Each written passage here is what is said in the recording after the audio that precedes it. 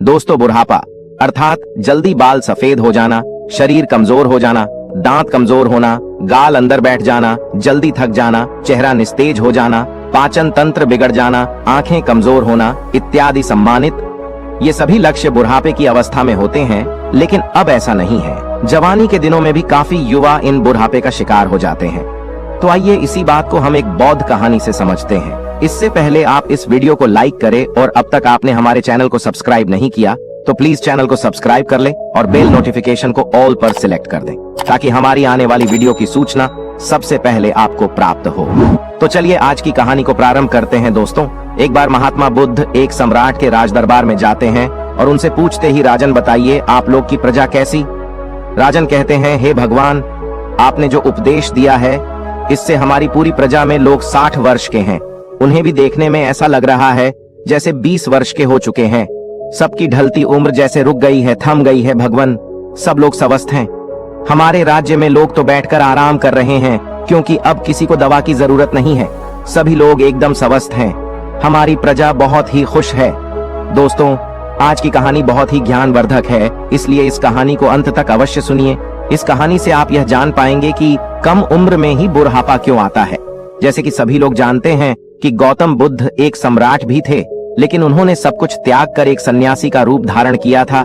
इसीलिए उन्हें सब पता था हमें क्या खाना चाहिए, हमें कैसी दिनचर्या अपनानी चाहिए। दोस्तों, आज हम महात्मा बुद्ध के 12 महत्वपूर्ण नियम या यह कह लो आज हम पूरे जीवन का रहस्य जानने वाले हैं। इसलिए आप सबसे विनम्र निवेदन है कि पूरी कहानी को ध्यान पूर्वक सुने और इन 12 बातों को सुनकर अपने जीवन में उतार लीजिए। यदि आप इन 12 उपदेशों को अपने जीवन में उतार लेते हैं तो आप अवश्य ही कभी बीमार नहीं होंगे और आपका बुढ़ापा आपको छू भी नहीं पाएगा। दोस्तों, इसे हम एक कहानी के माध्यम से समझते हैं जिससे हर एक बात आपके दिमाग में बैठ जाए और उसे आप जीवन में अपने उतार सके। तो चलिए कहानी को शुरू करते हैं। बहुत समय पहले की बात है। किसी राज्य में भादर सिंह नाम का एक राजा रहता था। राजा बहुत ही दयालु, बहुत दयावान और एक न्यायिक राजा था। उनकी 2 रानियां थीं और दोनों रानियां अति सुंदर थीं। वे रानियां भी उस राजा के स्वभाव पर गईं और वो रानियां भी बहुत ही धार्मिक प्रवृत्ति की थी। राजा इतना न्यायप्रिय था कि उनकी प्रजा कभी भी दुख का सामना ही नहीं करती थी, क्योंकि राजा ने अपने मंत्रिमंडल में 9 ऐसे मंत्रियों का गठन किया था जिनके जिम्मे हर एक विभाग बांटा गया था, जिनको यह कहा गया था कि तुम प्रजा का खान पान का ध्यान रखो। और उन सबको अलग अलग काम बांटे गए थे और उनका इतना सख्त हिदायत था कि किसी को अपने काम में लापरवाही बरतने पर उन्हें मृत्यु दंड दिया जाएगा। इसलिए उनके समूह में मंत्रिमंडल के जो मंत्री थे वे बहुत ही ईमानदारी से काम करते थे और राजा को जब भी कोई न्याय करना होता था तो कभी भी वह किसी के साथ एक पक्षी न्याय नहीं करते थे। वह दोनों पक्ष के एक एक समस्याओं को बहुत ही बारीकी से समझते थे। दोनों के मुद्दों पर ध्यान देकर वहीं पर निष्पक्ष फैसला सुनाते थे। इस तरह से राजा के पूरे राज्य की प्रजा बहुत ही सुखी और राजा हर हफ्ते राज्य का एक चक्कर लगाते थे और पूरे राज्य के जीतने लोग भी थे। उन सबको सभा में बुलाया जाता था। किसके घर में कितना अनाज हो रहा है, किसके घर में खाने के लिए है कि नहीं, इस प्रकार राजा की व्यवस्था होती थी। इसलिए उनकी प्रजा सुखी जीवन व्यतीत कर रही थी। उनका राज्य बहुत अच्छे से चल रहा था। सारी प्रजा सुखी थी और इसी सुख की वजह से हमेशा प्रजा राजा का गुणगान करती थी। ऐसे ही एक दिन सभा चल रही थी। तभी उस सभा में एक किसान और उसकी पत्नी आते हैं और कहते हैं, महाराज, आज हमारे पास एक बहुत बड़ी समस्या है। कृपया आप हमारी समस्या का समाधान करें। राजन बोले, बताइए क्या बात है। किसान कहता है कि मेरे 2 बेटे हैं और अभी उनकी उम्र बहुत कम। अभी से ही उनकी उम्र ज्यादा से ज्यादा 26 से 28 साल की होगी, लेकिन वह देखने में ऐसे लग रहे हैं जैसे उनकी उम्र 60 वर्ष की हो चुकी है। उनके सिर से बाल झड़ते जा रहे हैं, उनका पेट निकलता जा रहा है।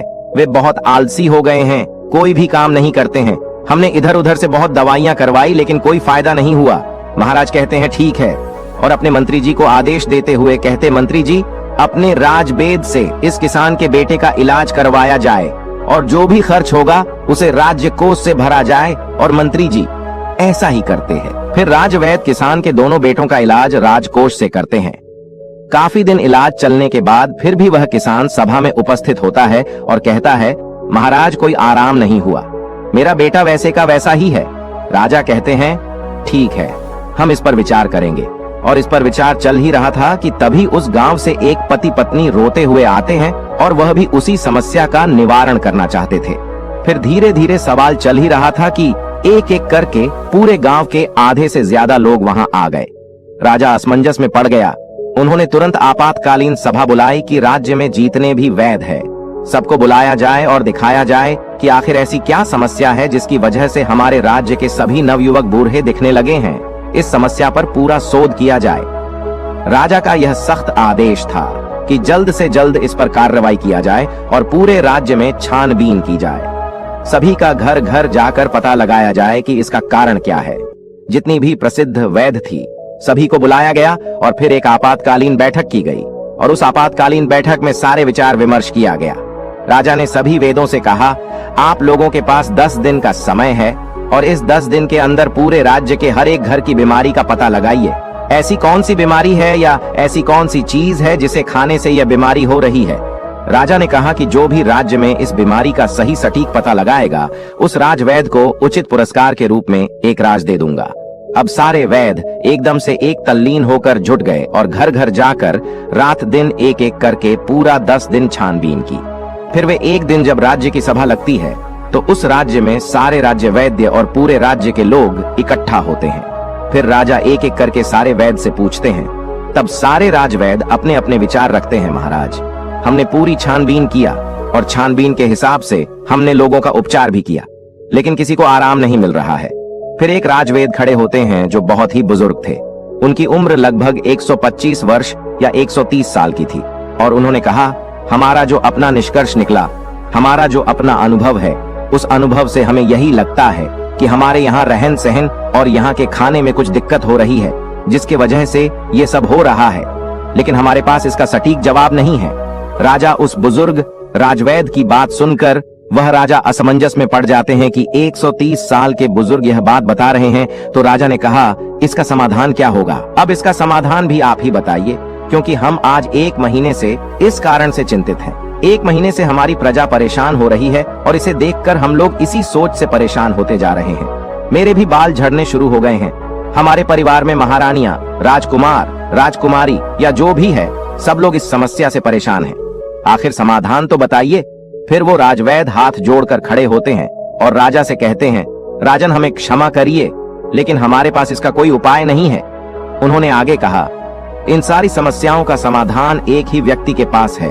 अगर उस व्यक्ति को बुला लिया जाए तो आपके राज्य की सारी समस्याएं खत्म हो जाएंगी, सारी बीमारियां हमेशा के लिए खत्म हो जाएंगी। उनके अलावा इसका समाधान किसी के पास नहीं है। महाराज कहते हैं, वैद्य जी हमें जल्दी बताइए, इस शुभ काम के लिए देरी मत करिए। मुझे जल्द से उस महापुरुष, उस ज्ञानी का नाम बताइए और अब हम उन्हें अपने राज्य में आमंत्रित करेंगे। वो राजनीतिज्ञ कहते हैं, क्षमा करें महाराज, हमें उनका पता नहीं है कि वो कहाँ रहते हैं, लेकिन उनका किसी राज्य में उपदेश अवश्य चल रहा होगा। कृपया आप अपने सैनिकों को सारे राज्य में भेज करके पता लगाए कि महात्मा बुद्ध किस राज्य में हैं, कहाँ पर है, कहाँ पर उनका उपदेश चल रहा है। केवल उन्हीं के पास इस समस्या का समाधान है और दूसरा किसी के पास इसका कोई समाधान नहीं। राजा यह बात राज्य वैद्य की मुंह से जैसे ही सुनते हैं, उन्होंने अपने सबसे काबिल मंत्री को यह आदेश देते हैं कि जल्द से जल्द महात्मा बुद्ध का पता लगाया जाए और उन्हें आदर सम्मान के साथ अपने राज्य में लाया जाए। ये हमारा सख्त आदेश है। इसके लिए जितने भी गुप्तचर चाहिए उन्हें ले लिया जाए और उनका जल्द से जल्द पता लगाया जाए कि इस समय महात्मा बुद्ध का किस राज्य में उपदेश चल रहा है। वह जरूर आएंगे। उनको हमारा संदेश भेजिए, उनको कहिए कि सम्राट बुलाए है। अगर वो नहीं आते तो आप मुझे बताइए, मैं स्वयं अपनी समस्याओं को लेकर उनके पास जाऊंगा। और सारे मंत्री तुरंत चारों दिशा में फैल जाते हैं और काफी अथक प्रयास करने के बाद, काफी मेहनत करने के बाद यह पता चलता है कि महात्मा बुद्ध काफी दूर राजनीतिक उपदेश दे रहे हैं। मंत्री वहां जाते हैं और बुद्ध को प्रणाम करते हैं और कहते हैं, भगवान आपको हमारे राजा ने बुलाया है। हमारे राज्य पे बहुत बड़ी बीमारी आ गई है, कृपया आप हमारे साथ चलने की कृपा करें। महात्मा बुद्ध इतने दयालु, इतने हंसमुख, उनका तो बस एक ही उपदेश था कि इस धरती पर हर एक प्राणी स्वस्थ और निरोग रहे, किसी के मन में छल ना रहे, कपट ना रहे, कोई दुखी ना रहे, सभी लोग हंसते रहे। जैसे ही उन्होंने सैनिकों के मुंह से सुना, उन्होंने कहा, क्यों नहीं, हम तुरंत चलते हैं। और महात्मा बुद्ध उस मंत्री के साथ राज्य में आने के लिए तैयार हो गए और उनके साथ जो उनके शिष्य थे वो भी आते हैं। राजा महात्मा बुद्ध का दरबार में स्वागत करते हैं। उन्हें प्रणाम करते हुए सादर आमंत्रित किया जाता है और फिर वह राजा महात्मा बुद्ध से कहते हैं, भगवान हमारी बड़ी ही हंसमुख प्रजा है, सुखी है, लेकिन आज उनके ऊपर बहुत बड़ी विपत्ति आ गई है। जब इनके ऊपर विपत्ति आ गई है तो मान लीजिए कि हमारे ऊपर ही विपत्ति आ गई है। ये प्रजा नहीं है, ये हमारे परिवार के सदस्य हैं। कृपया आप इन सभी की समस्याओं का समाधान कीजिए। महात्मा बुद्ध राजा की तो पहले ही प्रशंसा सुन चुके थे। राजा की सोच और विचार से महात्मा बहुत प्रभावित हुई और मुस्कुराते हैं और राजा से कहते हैं, क्यों नहीं, ये तो कुछ नहीं है, सब ठीक हो जाएगा। इस समस्याओं को सारे लोग स्वयं पाल रखे हैं। ऐसी बात सुनकर राजा मुस्कुराते हैं और कहते हैं, भगवान इतनी बड़ी समस्या है और आप कह रहे हैं कोई समस्या नहीं है। फिर राजा ने कहा, ठीक है गुरुवर, जैसे भी हो आप हमारे प्रजा को ठीक कर दीजिए। महात्मा बुद्ध के सामने एक शिष्य खड़ा था। महात्मा बुद्ध उस शिष्य की तरफ इशारा करते हैं तो शिष्य कहता है, राजन हमें आपके राज्य में एक ऐसा खुला स्थान दीजिए जहां पर राज्य के सभी लोग एकत्रित हो सके, जहां का खुला वातावरण हो, जहां प्राकृतिक धूप आती हो, जहां प्राकृतिक हवा हो, सुनहरा माहौल। वहां पर कल प्रातः 4:09 बजे लोगों का उपचार किया जाएगा। लेकिन लोगों को उपचार देने से पहले आप अपने राज्य में ऐसा आदेश लागू कर दीजिए, उस स्थान पर आपके पूरे राज्य के सभी लोग और आप खुद भी उस स्थान पर उपस्थित हों। सभी लोगों को कल से उपदेश देना शुरू हो जाएगा और यह उपदेश 12 दिन तक चलेगा।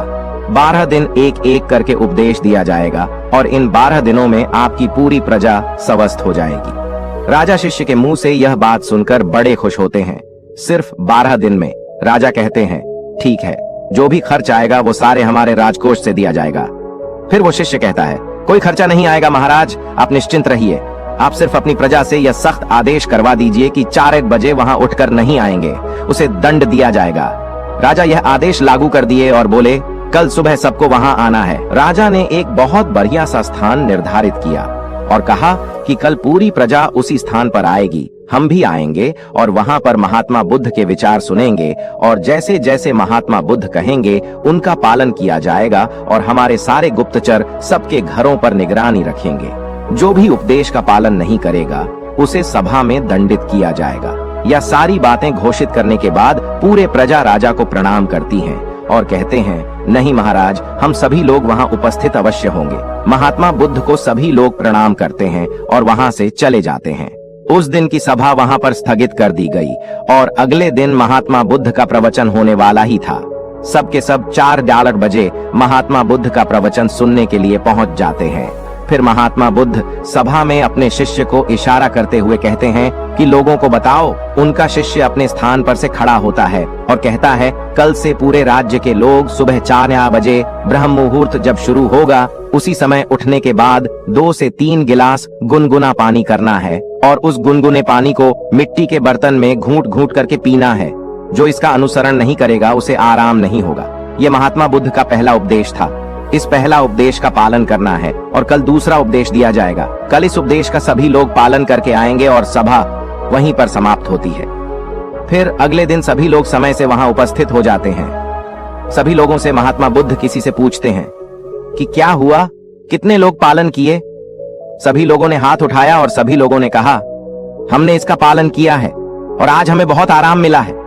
हमारा पेट बहुत अच्छे से साफ हुआ, शरीर बिल्कुल हल्का हल्का लग रहा है और हम बिल्कुल स्वस्थ लग रहे हैं। फिर महात्मा बुद्ध शिष्य से कहते हैं, तब शिष्य कहता है, अब दूसरा उपदेश यह है कि सबको टहलने चलना है और चलना कितना है, 2 से 3 किलोमीटर। उसमें जो बच्चे हैं, नौजवान हैं, वह दौड़ेंगे और जो सामान्य लोग हैं, जो 40 से 50 की उम्र की हैं, वह तेज चलेंगे और वे 1 सेकंड में 1 कदम, 1 मिनट में 60 कदम चलेंगे और दौड़ सकेंगे तो दौड़ेंगे। बहुत तेजी से नहीं दौड़ना है, बस अपनी क्षमता के अनुसार 2 से 3 किलोमीटर तक ही चलना है।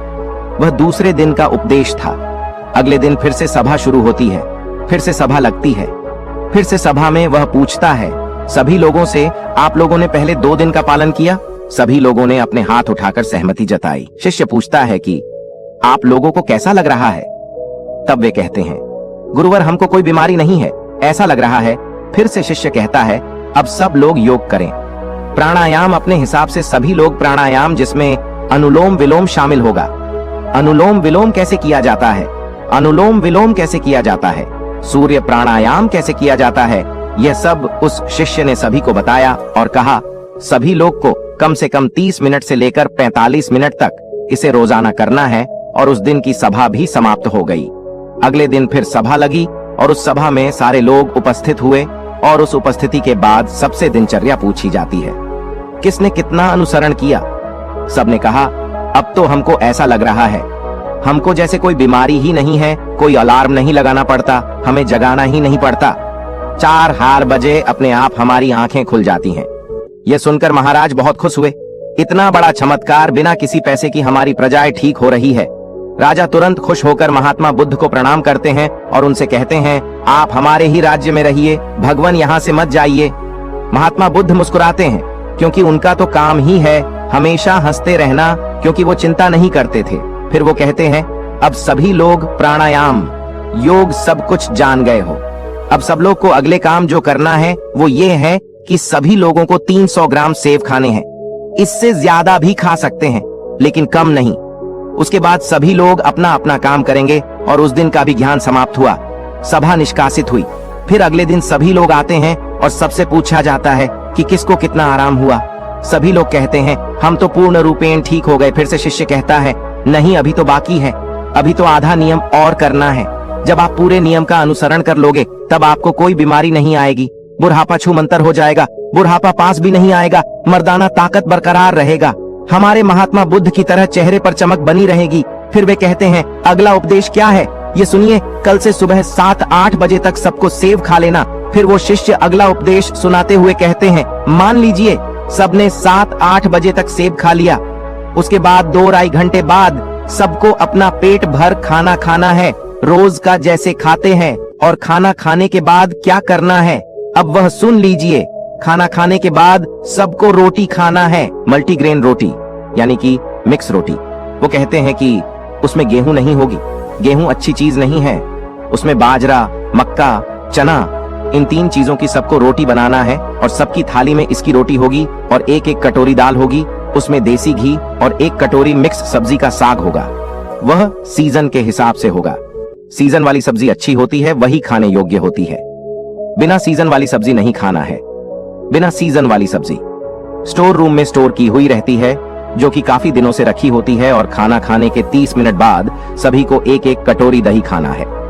यदि खाने में आप यह भी शामिल करते हैं तो जब आपका खाना खाने के आधा घंटे बाद दही में गुड़ डालकर खाएंगे तो आपका खाना बड़ी आसानी से बच जाएगा। फिर से शिष्य ने कहा यह आज का उपदेश था, समाप्त हुआ और कल सभी लोग इसका अनुसरण करके आएंगे और सब लोग खुशी खुशी अपने घर को जाते हैं। जैसे उपदेश से बताया गया था ठीक उसी प्रकार सभी लोग उसका पालन करते हैं। फिर अगले दिन की सभा होती है और सारे लोग सभा में उपस्थित होते हैं। सबसे पूछा जाता है कि किसको कितना आराम हुआ। तब लोग कहते हैं भगवान हमको तो कुछ बीमारी ही नहीं है, हम तो पूर्ण रूप से ठीक हो गए, हमको तो लगता ही नहीं है कि हम कभी बीमार हुए थे। महाराज और खुश हो गए। वह कहते हैं यह तो खाना ही खाने से सब लोग ठीक हो गए, खाने से सबकी बीमारियां ठीक हो गईं। धीरे धीरे लग रहा था जैसे कि सबका मोटापा भी अपने आप चला गया। फिर वो कहता है रुकिए, अभी तो कुछ और बाकी है, आगे का सुनिए। सबसे पहले वो शिष्य बताता है कि आप लोग यह भी ध्यान रखें कि खाना और पीना दोनों एक साथ ना करिए। जैसे खाना निगलते वक्त आपको दिक्कत हो रही है, थोड़ा सा 1 घूंट पानी बीच में पी सकते हैं, परंतु इकट्ठा पानी 1 गिलास नहीं पीना है। खाना खाने के 1 घंटे बाद ही पूरी तरह से आप जितना चाहे पानी पी सकते हैं। अब जैसे सब लोगों ने 10 या 11 बजे तक खाना खा लिया, अब सबको भूख पुनः लगेगी तो 4 या 5 बजे आप सबको 1 प्लेट सलाद लेनी है और सबको सलाद अपने वजन के हिसाब से लेना है। जैसे 50 किलो का वजन है तो उसको परसेंट के हिसाब से लेना है।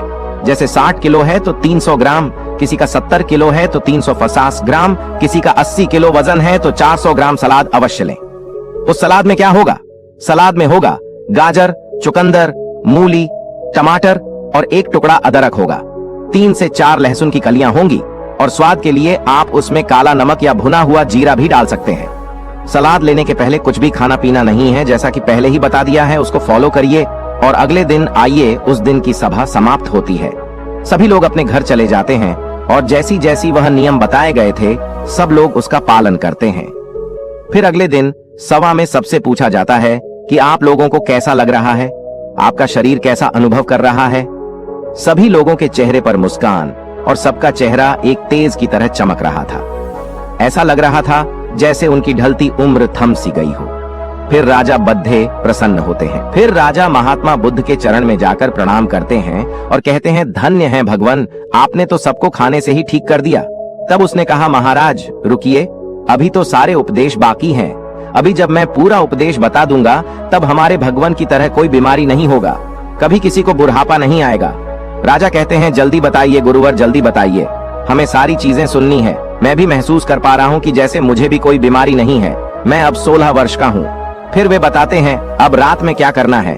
सबका खाना जो रात का है, सूर्य डूबने से पहले सब लोग को खाना खा लेना है, क्योंकि जब हमारे पेट पर सूर्य की रोशनी पड़ती है तो उस पर हमारा पेट में हमारा अन्नाशय ज्यादा काम करता है। जब धीरे धीरे सूर्य की रोशनी कम होने लगती है तो हमारा अन्नाशय काम करना बंद कर देती है। इसीलिए ऋषि मुनि लोग सूर्य डूबने से 1 घंटे पहले खाना खा लेते थे। इसके 2 फायदे हैं। जब आप सूरज डूबने से पहले खाना खा लेंगे तो आपका सारा खाना पचना शुरू हो जाएगा, और जब आप सोने जाएंगे तो 3 या 4 घंटे में आपका सारा खाना पूर्ण रूप से पच जाएगा। इसके फायदे, एक तो आपको नींद बढ़िया आएगा, और अगर आप लेट खाना खाते हैं तो अपने जीवन को बिगाड़ लेते हैं तो उससे आपको जल्दी नींद नहीं आएगी। आपके पेट में अच्छे से खाना पचेगा नहीं, इससे आपको गैस बनेगा। इसलिए आपको सूर्यास्त के 1 घंटे पहले रात का खाना खा लेना है। और खाने में क्या क्या लेना है वह है मल्टीग्रेन, रोटी साग सब्जी सीजन के हिसाब से 2 चीज और खाना है।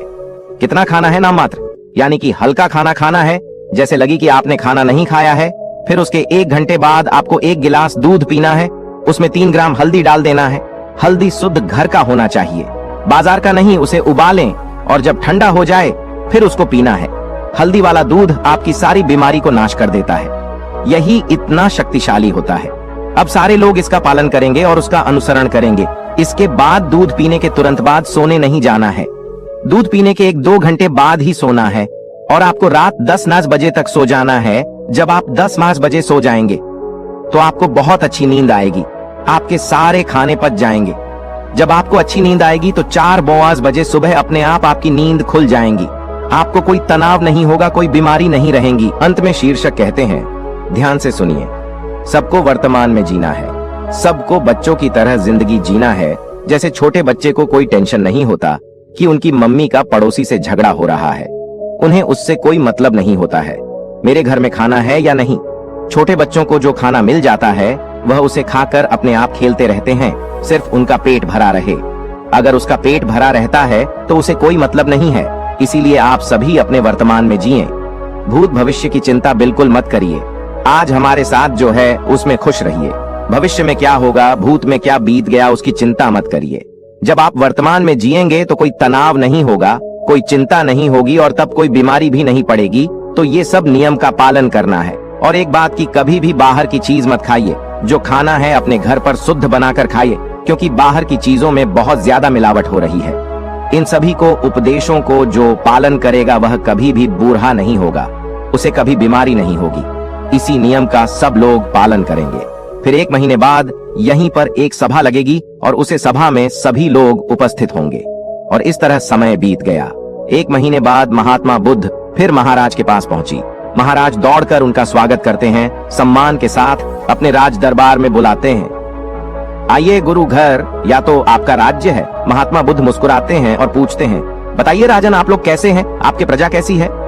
राजन कहते हैं, भगवान, आपने जो उपदेश दिया है उससे हमारी पूरी प्रजा में जो लोग 60 वर्ष की थी, उन्हें देखने में ऐसा लग रहा है जैसे भी 21 वर्ष के हो गए हैं। सबकी ढलती उम्र थम सी गई है। हमारे राज भर में लोग तो बैठकर आराम कर रहे हैं, क्योंकि अब तो कोई भी दवा की जरूरत नहीं है। सभी लोग एकदम स्वस्थ, हमारी प्रजा बहुत खुश है। तो दोस्तों, स्वास्थ्य के लिए महात्मा बुद्ध के 12 उपदेश आपको कैसे लगी, कमेंट करके अवश्य बताइएगा। यदि आप सहमत हैं तो नमो बुद्धाय अवश्य कहिएगा। मिलते हैं एक नए वीडियो में एक नए शिक्षा के साथ। तब तक आप इस वीडियो को लाइक करके चैनल को सब्सक्राइब कर दीजिए और बेल वाले आइकन को ऑल पर सिलेक्ट करें, ताकि आपको इसी तरह की बुद्धा स्टोरी मिल सके। नमो बुद्धाय।